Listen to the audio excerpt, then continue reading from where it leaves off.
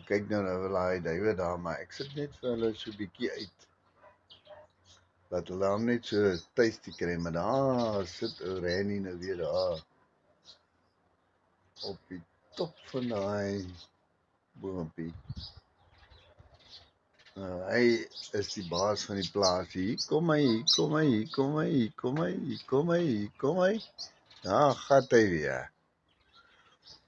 Hy kom, hy het hierdie speel hier ontdek, en vandat hy nou hierdie speel ontdek het, is, hy dink seker hy het nou kompetisie hierso.